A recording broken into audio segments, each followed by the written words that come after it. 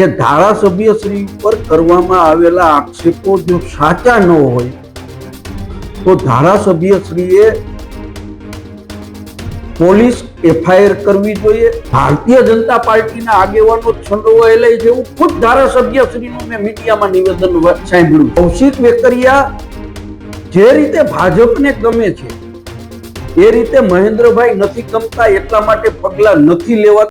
થોડા સમયથી આપણે જોઈએ છે કે ગુજરાત રાજ્યની અંદર લેટર કાંડ ઉપર લેટર કાંડ સર્જાઈ રહ્યા છે.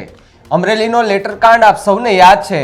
સેમ એવો એક લેટર કાંડ ભારતીય જનતા પાર્ટીના ધારાસભ્ય એટલે કે ધોરાજી ઉપલેટાના ધારાસભ્ય મહેન્દ્ર પાડલિયા સામે એક ભ્રષ્ટાચાર કરતો એક લેટર બોમ્બ વાયરલ થતાની સાથે જ રાજકારણમાં ફરી ખળભળાટ મચી ગયો હતો. હવે જ્યારે આ લેટર બોમ્બ વાયરલ થયો એટલે સ્વાભાવિકપણે વિપક્ષ આની ઉપર ચર્ચા કરવાની હતી. વિપક્ષના નેતાઓ પ્રહાર પણ કરવાના હતા. બસ રાહ હતી કે કોણ પેલો વિપક્ષના નેતા આવે અને આના પર પ્રતિક્રિયા આપે. અને એ થયું એવું કે એ જ વિસ્તારના એક કોંગ્રેસના દિગ્ગજ નેતા કે જેણે પ્રતિક્રિયા આપતા કહ્યું કે અમરેલીમાં તો કાર્યવાહી કરવામાં આવી, તો ધોરાજી ઉપલેટાના આ ધારાસભ્યો પર કેમ કાર્યવાહી નહીં થાય? નમસ્કાર, આપ જોઈ રહ્યા છો ન્યૂઝ રૂમ અને આપની સાથે હું છું ભાવિક. પહેલા તો તમે અમારી ચેનલને સબસ્ક્રાઇબ નથી કરી, અમારી ચેનલને સબસ્ક્રાઇબ કરો, બેલ આઇકનને દબાવો જેથી કરીને પડે પડેના સચોટ સમાચાર તમને તમારા મોબાઈલ પર તરત જ મળી રહે. વાત સૌરાષ્ટ્રની છે. પહેલા અમરેલી અને ત્યારબાદ હવે ધોરાજી ઉપલેટા. ત્યાંના ધારાસભ્ય મહેન્દ્ર પાડલિયા કે જેમના વિરુદ્ધમાં એક લેટર વાયરલ થયો હતો ને આ લેટરની અંદર અનેક ભ્રષ્ટાચારના આરોપ લગાડવામાં આવ્યા હતા. પૈસાની લેતી દેતી પણ લખવામાં આવી હતી કે અહીંયાથી પૈસા લેવામાં આવે છે, દારૂ, સર્કિટ હાઉસ, આ બધું જ ઉલ્લેખ કરવામાં આવ્યો હતો લેટરની અંદર. આ લેટર વાયરલ થતાની સાથે જ વિપક્ષ ફરી મેદાન આવી છે ને વિરોધ ઉપર ઉતરી ગઈ છે અને કહી રહી છે, એટલે કે વિપક્ષના નેતા લલિત વસોયાનું નિવેદન સામે આવ્યું કે ભારતીય જનતા પાર્ટીની અંદરો અંદર એક તો વિખવાદ ચાલે છે. અને લલિત વસોયાએ જે કહ્યું કે ભારતીય જનતા પાર્ટીની અંદર પક્ષની અંદર નેતાઓ અને કાર્યકર્તાઓની વચ્ચે જે ડખો ચાલે છે એ વાત કરી, એ સ્વાભાવિકપણે સાચી જ વાત છે. અવારનવાર આપણે જોઈએ છે ક્યાંક તો ભારતીય જનતા પાર્ટીના નેતા ભારતીય જનતા પાર્ટીના નેતાઓ પર ટપલી દાવ કરી દે અથવા તો એકબીજાથી ઈર્ષા કરે, પદ માટે ઈર્ષા. આવું બધું જ આપણે છેલ્લા ઘણા સમયથી જોઈએ છે. પણ આ જ્યારે લેટર કાંડ સર્જાયો, આ લેટર કાંડ ક્યાંથી આવ્યો, આ લેટર કાંડ કહેવાય ને કે લેટર ક્યાંથી લખાયો, કોને મોકલાયો, ક્યાં સુધી પહોંચ્યો, જો આમાં આક્ષેપ લગાડવામાં આવે છે કે શું ખરેખર સાચા છે, અને જો ખોટા હોય તો મહેન્દ્ર પાડલિયા હવે શું કરશે, અને જો સાચા હોય તો મહેન્દ્ર પાડલિયા ઉપર પાર્ટી કોઈ કાર્યવાહી કરશે કે કેમ? સૌથી મોટા સવાલ એ, કારણ કે એ પત્ર તો છેક દિલ્હી સુધી પહોંચી ગયો છે. હવે જ્યારે તપાસના આદેશ અપાશે તો શું ફરી આની અંદર કોઈ તપાસ થશે? શું આમાં પણ વરઘોડો અને રિકન્સ્ટ્રક્શનની વાત આવશે? આ જ વાતને લઈને લલિત વસોયાનું નિવેદન સામે આવ્યું છે. અને લલિત વસોયા કે તેમણે ભારતીય જનતા પાર્ટી અને અમરેલીની અંદર જે લેટર કાંડ સર્જાયો હતો એ લેટર કાંડ ભેગું કરી અને સૌથી મોટી પ્રતિક્રિયા આપી. શું કહ્યું હતું લલિત વસોયાએ? સાંભળો પહેલા એમને. આજે સવારે પ્રિન્ટ મીડિયા, ઇલેક્ટ્રોનિક મીડિયાના માધ્યમથી ધોરાજી ઉપલેટાના ધારાસભ્ય ભાઈ શ્રી મહેન્દ્રભાઈની વિરુદ્ધમાં આક્ષેપો કરતી પત્રિકા વિશે મેં જાણ્યું. મારે આ બાબતમાં ફક્ત એટલું જ કહેવું છે કે ધારાસભ્યશ્રી ઉપર કરવામાં આવેલા આક્ષેપો જો સાચા ન હોય તો ધારાસભ્યશ્રીએ પોલીસ એફઆઈઆર કરવી જોઈએ. રાજ્યના મુખ્યમંત્રી, રાજ્યના ગૃહમંત્રી, પ્રદેશ ભાજપના પ્રમુખશ્રી પર પ્રેશર લઈ આવીને જે રીતે કૌશિક વેકરિયાએ પત્રિકા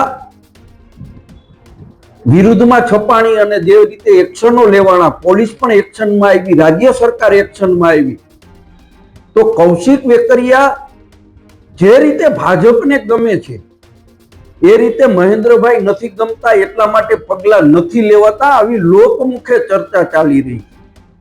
અને ધારાસભ્ય જો ખરેખર સાચા હોય અને આ આક્ષેપો ખોટા હોય તો એમને પોલીસ ફરિયાદ કરવી જોઈએ, પત્રિકા કાંડના મૂળ સુધી પહોંચવું જોઈએ. આ પહેલી જ પત્રિકા નથી, આની પેલા ભાજપના મહામંત્રી રવિ માકડિયા ખનીજ માફિયાઓ સાથે મળેલા છે, પૈસા લઈને ટિકિટો વેચે છે, એવા આક્ષેપો કરતી આ પત્રિકા પેલા 4 પત્રિકાઓ બહાર પડી અને ત્યારે ભાજપના એક આગેવાનને પીઆઈ ઉપાડીએ પોલીસ સ્ટેશનમાં લઈ જાય અને મારે અને એ ભાજપનો આગેવાન મીડિયા સામે આવે.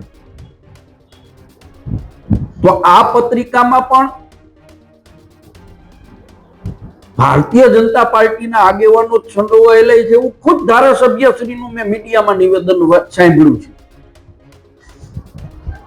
અમે તો કોઈ ઉપર વ્યક્તિગત આક્ષેપબાજીમાં પડવા નથી માંગતા. એ રવિભાઈ માકડિયા હોય કે અમારા ધોરાજી નગરપાલિકાના પૂર્વ પ્રમુખ જે 13 દિવસ માટે પ્રમુખ થયા સંગીતાબેન બારોટ, ત્યારે પણ અમે મીડિયા સામે કહ્યું હતું કે ભાઈ કોંગ્રેસનો કોઈ કાર્યકર્તા એના દારૂની બોટલ સાથેના વિડીયો કે હોકા પચતા વિડીયો અમે વાયરલ કર્યા નથી અને વાયરલ કરવાની અમે મનાઈ પણ કરી હતી, કારણ કે અમારી ધોરાજીની આબરૂ હતી. ધારાસભ્ય પણ ધોરાજી ઉપલેટાની આબરૂ છે અને ધારાસભ્યશ્રીએ ખરેખર સરકાર ઉપર પ્રેશર લઈ આવીને આ પત્રિકાઓ બહાર પાડનારા લોકો ઉપર પગલા લેવા જોઈએ, નકર લોકો એવું માનશે કે ના આ પત્રિકા સાચી છે, ધારાસભ્યશ્રી હપ્તા લેતા હશે. તો બીજી તરફ ગુજરાતની અંદર ભારતીય જનતા પાર્ટી, કોંગ્રેસ અને આમ આદમી પાર્ટી તૈયારી કરી રહી છે કોની? તો કે હમણાં જે ચૂંટણી આવવાની છે, જો કે ચૂંટણીને થોડી વાર છે, હજુ તારીખો જાહેર નથી થઈ, ઉમેદવાર એક જાહેર થઈ ગયા છે, પણ ચૂંટણીની આ ભાગદોડ વચ્ચે આવા લેટર કાંડ સર્જાય એટલે સ્વાભાવિકપણે કોઈ પણ સત્તા પક્ષ હોય એમની ઉપર થોડું પ્રેશર બનવાનું છે. મહેન્દ્ર પાડલિયા ઉપર પણ પ્રેશર બનવાનું છે, પણ સ્વાભાવિકપણે મહેન્દ્ર પાડલિયાએ પણ પ્રતિક્રિયા આપી કે આવું તો અવારનવાર થાય છે અને અમારો વિરોધ લોકો કરતા હોય છે. હવે લોકો તમારો મહેન્દ્રભાઈ વિરોધ કરે છે એની ના નહીં, પણ જે આરોપો નાખવામાં આવ્યા છે એ સાચા છે કે ખોટા છે એ તો સાબિત કરવું પડશે ને. જો તમે સર્કિટ હાઉસ કે દારૂવાળાને ત્યાંથી પૈસા નથી લીધા તો સાબિત કરી બતાવો, અને જો તમે લીધા છે તો પણ સાબિત કરી દો કે હા ભાઈ લીધા છે. જો ન લીધા હોય તો તમે સામે ફરિયાદ પણ કરી શકો છો. આપણી ત્યાં પોલીસ પણ ખૂબ સારું કામ કરે છે, સરકાર પણ તમારી છે, તમે પણ સરકાર એ પક્ષમાં છો અને પાછા ધારાસભ્ય પદે છો, જનપ્રતિનિધિ છો, જનતાએ તમને ચૂંટાઈને મોકલ્યા છે. જો તમે સાચા હોય તો જનતા પણ તમને સાથ આપશે, પણ જો તમે ખોટા હશો તો તમારી સામે પણ આરોપ પ્રત્યારોપ જનતા લગાડશે. તમારું કામ બોલે છે એ જનતાને ખબર છે. ધોરાજી ઉપલેટાની અંદર વિકાસની વાતો એ લોકોને ખબર કે ધારાસભ્ય અમારા કેવા છે કેવા નહીં, બાકી બહારનાને કશું જ નથી ખબર. તમે સારા કામ કરશો તો બે લોકો તમારા સારા વખાણ કરશે, બે લોકો તમારા વિરોધ પણ કરવાના છે સ્વાભાવિકપણે. આ સાચી વાત છે ને, વાસ્તવિકતા આપણે સ્વીકારવી પણ પડે. પણ અત્યારે જે લેટર કાંડ સર્જાયો છે, આ લેટર કાંડનો મુખ્ય સૂત્રધાર કોણ, લેટર કોણે લખ્યો ને આખી સ્ક્રિપ્ટ કોણે લખાવી, ક્યાંથી લેટર છપાયો ને કોણે આપ્યો ને કોણે વાયરલ કર્યો, આ ખબર પડે તો મહેન્દ્ર પાડલિયા છે તેના જીવમાં જીવ આવે. પણ હવે મહેન્દ્ર પાડલિયા પણ તપાસ કરી રહ્યા છે, કારણ કે હવે ચર્ચાનો વિષય એ કે અમરેલી જેવું ન થાય તો સારું. આ લેટર કાંડ વિશે તમારું શું માનવું છે કમેન્ટ કરીને ખાસ જણાવજો. જોતા રહેજો ન્યૂઝ રૂમ. નમસ્કાર.